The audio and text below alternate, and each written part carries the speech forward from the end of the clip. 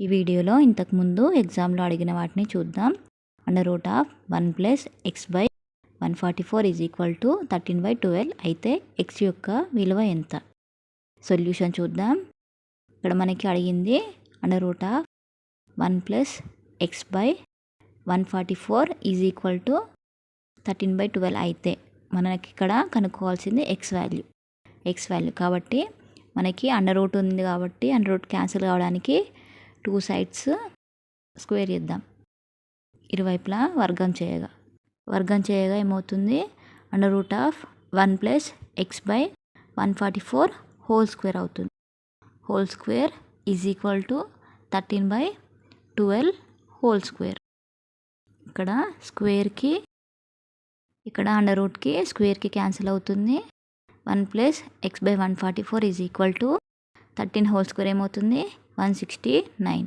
Next 12 whole square ఏమవుతుంది? 144. ఇక్కడ 1 +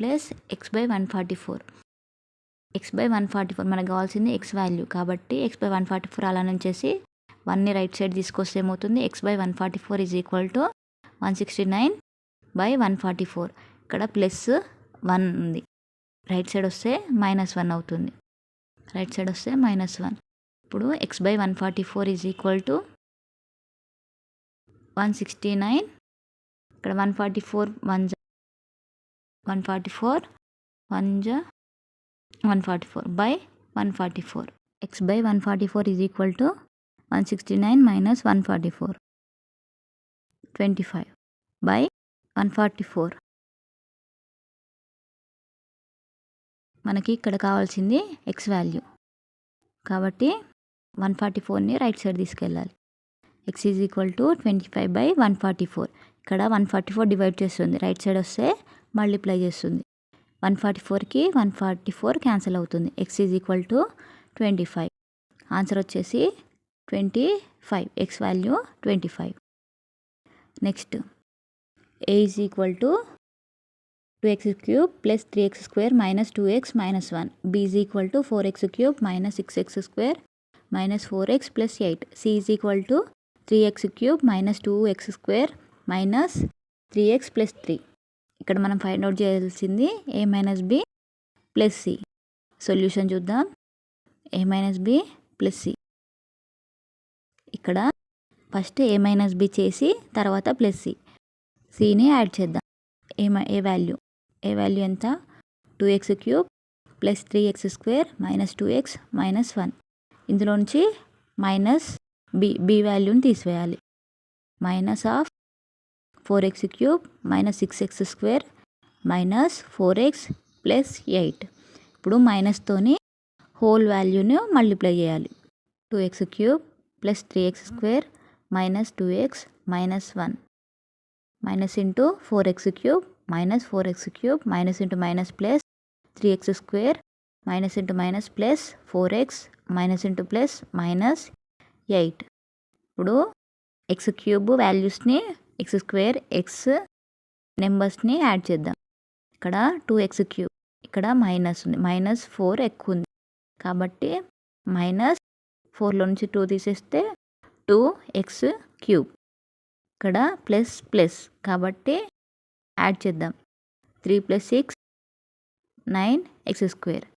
ఇక్కడ 4x ఉంది, ఇక్కడ -2x ఉంది. 4లోంచి 2 తీసేస్తే 2x.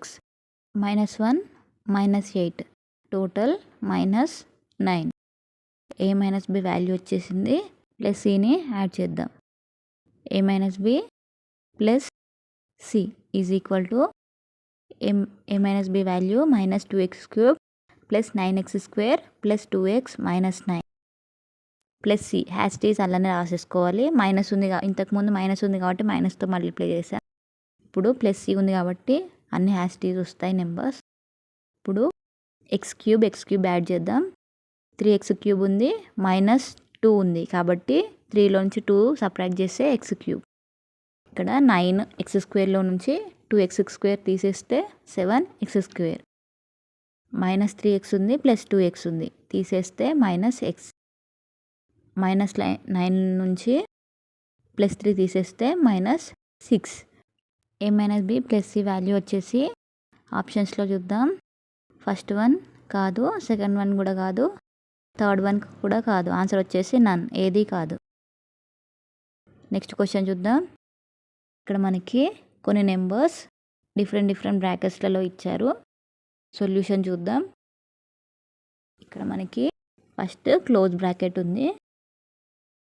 నెంబర్స్ని సాల్వ్ చేసే ముందు బ్రాకెట్స్ని చూద్దాం. ఫస్ట్ క్లోజ్ బ్రాకెట్ ఉంది. క్లోజ్ బ్రాకెట్ కన్నా ముందు మనం ఫ్లవర్ బ్రాకెట్ సాల్వ్ చేయాలి. ఫ్లవర్ బ్రాకెట్ కన్నా ముందు ఓపెన్ బ్రాకెట్ సాల్వ్ చేయాలి. దానికన్నా ముందు బార్. ఏ నెంబర్స్కి బార్ ఉంది?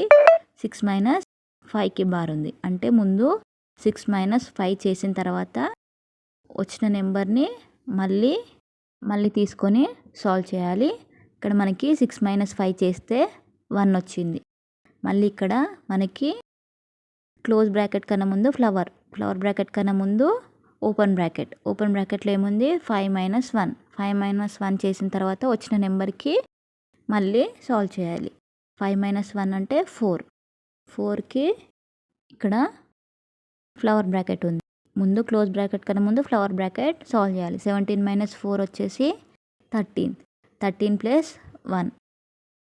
ఇప్పుడు ఏ బ్రాకెట్స్ లేవు, ఒకటే బ్రాకెట్ ఉంది. 13 + 1 చేయాలి. 13 + 1 వచ్చేసి 14 - 6. 14 - 6 వచ్చేసి 8. ఆన్సర్ 8. నెక్స్ట్ క్వశ్చన్ చూద్దాం. √5 = 2.236 అయినా 100/125 విలువ ఎంత? ఇది మనకి ప్రీవియస్ టెట్లో అడిగాడు. సొల్యూషన్ చూద్దాం. √5 = 2.236 అయితే మనం ఫైండ్ అవుట్ చేయాల్సింది 100/125. ఇక్కడ 100/125 నేను రాసుకోవచ్చు. 25 5 ఎంత? 125. √25 ఏమవుతుంది? 5 అవుతుంది. మిగిలింది √5. 5ని సపరేట్గా రాసుకుందాం. నెక్స్ట్ √5. ఇప్పుడు 5 × 1 = 5, 5 × 2 = 10, 5 × 0 = 0. 20/√5. మనకి √5 వాల్యూ తెలుసు కాబట్టి √5ని డివైడ్ చేద్దాం, మల్టిప్లై చేద్దాం. అప్పుడు ఏమవుతుంది? √5 ఏమవుతుంది? ఓన్లీ 5 అవుతుంది. √ క్యాన్సిల్ అవుతుంది, 5 అవుతుంది. 20 × √5/5. 5 × 1 = 5, 5 × 4 = 20. 4 × √5. ఇప్పుడు √5 వాల్యూ మనకు తెలుసు. ఏంటి? 2.236. 4 × 2.236 మల్టిప్లై చేద్దాం. 4 × 6 = 24. 4 3 = 12. 12 + 2 14. 1 4 2 = 8. 8 + 1 9. 4 2 = 8. 8.944. ఆన్సర్ వచ్చేసి 8.944. Next question. x + y = 5, xy = 12 అయినా x³ + y³ విలువ ఎంత? సొల్యూషన్ చూద్దాం. మనకి ఇక్కడ x + y వచ్చేసి 5, xy వచ్చేసి 12 అయినా మనల్ని ఇక్కడ find out చేయమన్నది x³ + y³. x³ + y³ ఎంత అని అడుగుతున్నాడు. మనకి 3 కలిసి ఒకటే ఫామ్లో ఉంటుంది. అది x + y³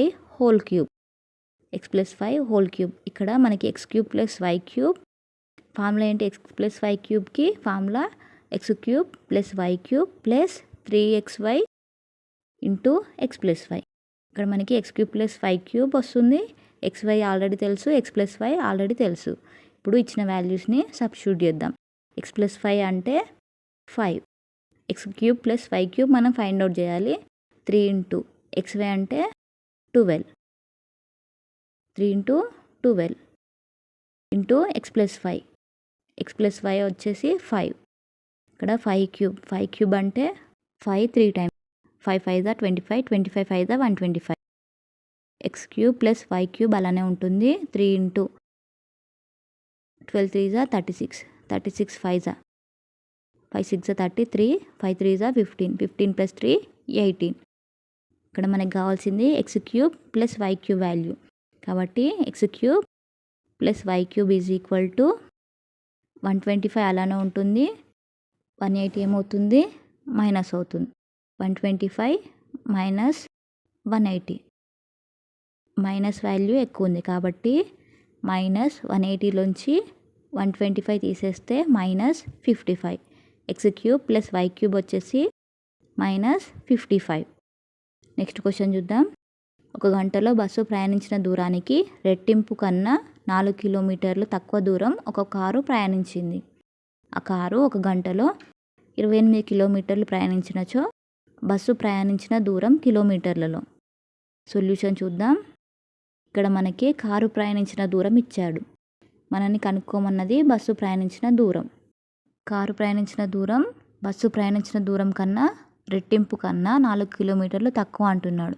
కానీ మనకి బస్సు ప్రయాణించిన దూరం తెలీదు కాబట్టి x అనుకుందాం. తెలియని నెంబర్ని x అనుకుందాం. బస్సు ప్రయాణించిన దూరం వచ్చేసి x అనుకుంటే కారు ప్రయాణించిన దూరం ఏమవుతుంది? రెట్టింపు కన్నా, బస్సు ప్రయాణించిన దూరానికి రెట్టింపు కన్నా, రెట్టింపు అంటే ఎంత? డబుల్ కన్నా -4 కిలోమీటర్లు చేయాలి. అంటే తక్కువ దూరం కాబట్టి మైనస్ చేయాలి. కారు ప్రయాణించిన దూరం రెట్టింపు కన్నా 4 కిలోమీటర్లు తక్కువ. రెట్టింపు అంటే ఎంత? x దూరానికి రెట్టింపు అంటే 2x. తక్కువ 4 కిలోమీటర్ తక్కువ కాబట్టి -4 చేయాలి. 2x - 4 kilometres. కారు ఒక గంటలో 28 కిలోమీటర్లు ప్రయాణించినచో బస్సు ప్రయాణించిన దూరం. ఇక్కడ కారు ప్రయాణించిన దూరం ఎంత ఇచ్చిండు? 28 కిలోమీటర్లు.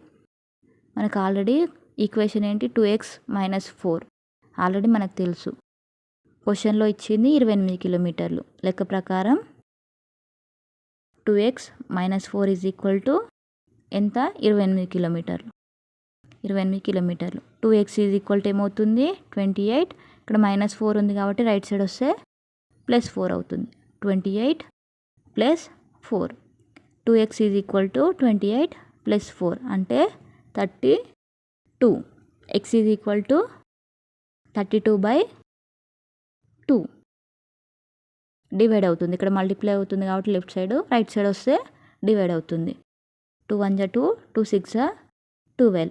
x 16. x ఎంత మరి? బస్సు ప్రయాణించిన దూరం వచ్చేసి 16 కిలోమీటర్లు. ఆన్సర్ వచ్చేసి 16 కిలోమీటర్లు. నెక్స్ట్ క్వశ్చన్ చూద్దాం. ఒక తరగతిలో 96 మంది బాలికలు కలరు. వర్షం వలన 12 మంది బాలికలు పాఠశాలకు రాలేదు. అయినా బాలికల హాజరు శాతం. సొల్యూషన్ చూద్దాం.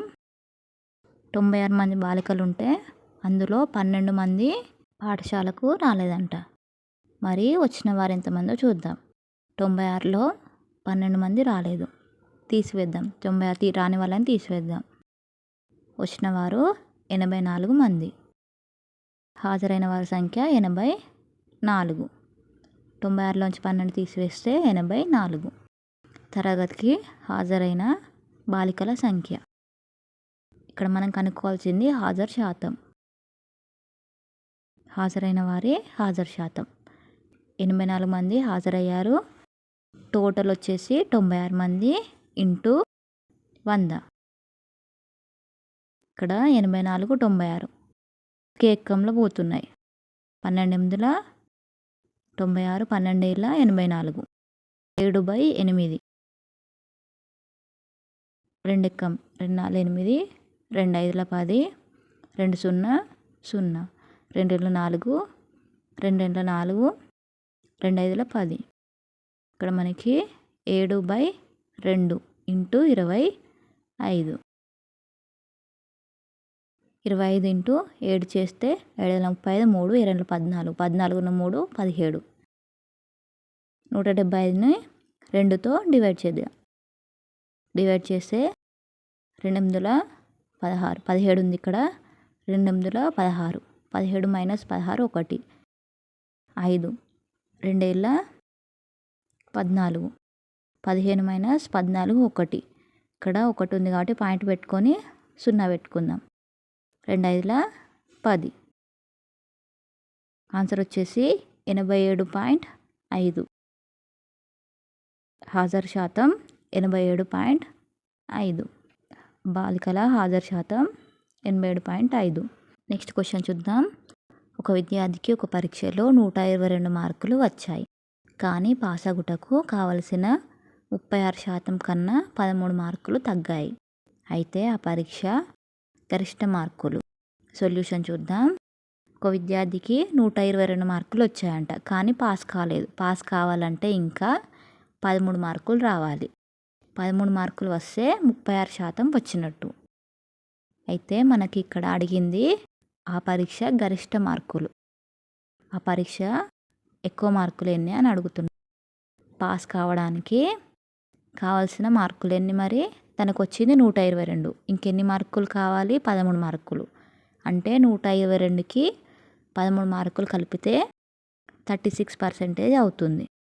పాస్ కావడానికి కావాల్సిన మార్కులు వచ్చేసి 122 ప్లస్ 13.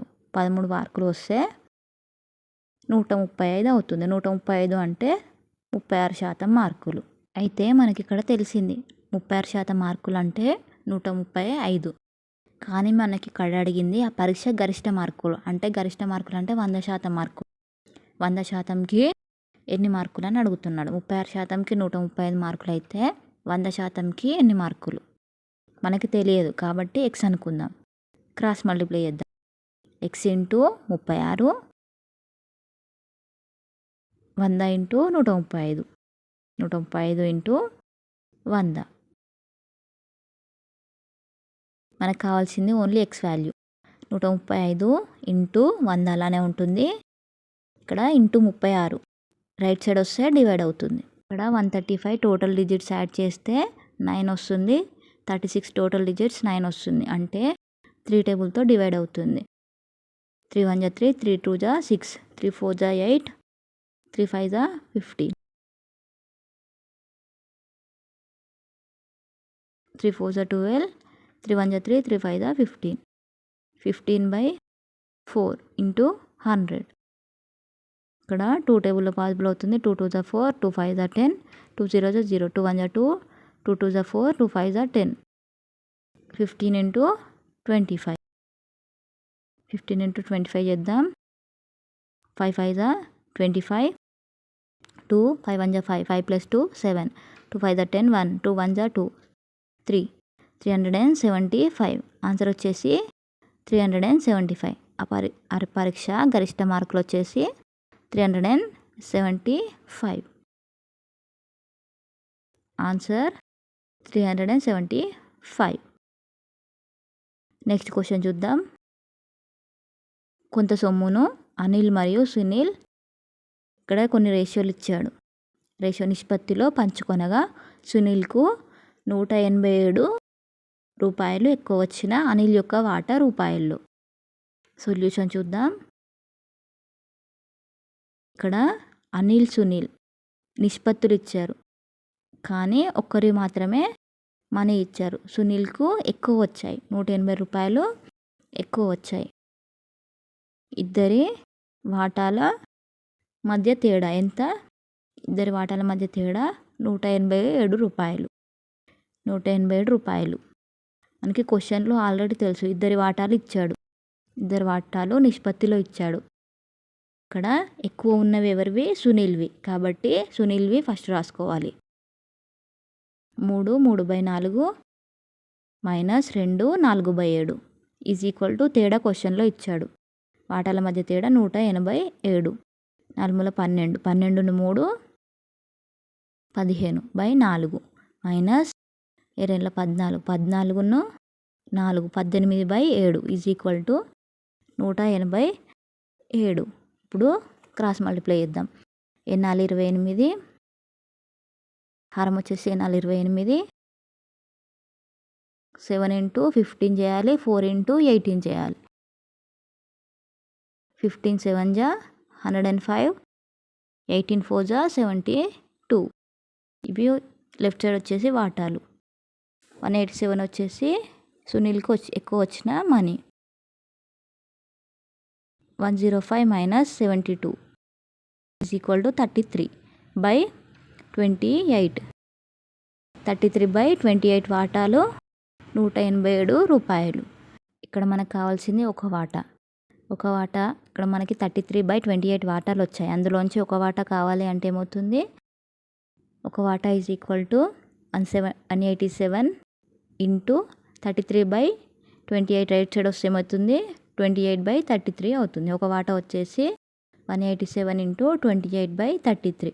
ఇక్కడ అనిల్ యొక్క వాటా రూపాయల్లో అడిగాడు. అనిల్ యొక్క వాటా ఆల్రెడీ ఇక్కడ క్వశ్చన్లో అనిల్ యొక్క నిష్పత్తి ఉంది. అనిల్ యొక్క నిష్పత్తి ఎంత, 2/4/7. 2/4/7. 2 14 4 18/7 ఇంటూ ఒక వాటా వాల్యూ ఎంత, 187 ఇంటూ 28/33. ఇక్కడ అనిల్ వాటాకి మల్టిప్లై చేయాలి. 18/7 ఇంటూ 187 ఇంటూ 28/33. ఇక్కడ 7 7 ఎక్కం 7 7 4 28. ఇక్కడ 33 ఉంది. 3 ఎక్కం 3 3 ఎక్కం 3 3 6 18. 3 ఎక్కం 3 3 ఎక్కం 3. నెక్స్ట్ 11 ఎక్కం 11. ఎంత మిగులుతుంది, 7 మిగులుతుంది. 11 7 77. 6 ఇంటూ 17 ఇంటూ 4. ఇక్కడ మనకి 6 4 24. 24 ఇంటూ 17. 24 ఇంటూ 17 చేద్దాం. 8 4 28. 8 2 2 14. 14 2 16. 1 4 4 1 2 2. 8 10 1 1 ప్లస్ 2 3 3 1 4 408. అనిల్ యొక్క వాటా వచ్చేసి 408. ఆన్సర్ 408. నెక్స్ట్ క్వశ్చన్ చూద్దాం. క్రింది వానిలో x అక్షంపై గల బిందువుల సమితి. ఇక్కడ ఆన్సర్స్ చూద్దాం. ఇక్కడ క్వశ్చన్లో ఏమడిగాడు, x అక్షంపై గల బిందువుల సమితి అడిగాడు. x అక్షంపై గల బిందువు సమితి కనుక్కోవాలంటే y నిరూపకాలు 0 ఉండాలి. కానీ ఇక్కడ x నిరూపకాలు 0 ఉన్నాయి ఫస్ట్ దాంట్లో. కాబట్టి first one wrong answer. Second దాంట్లో y నిరూపకాలు 0 లేవు. Second one wrong answer.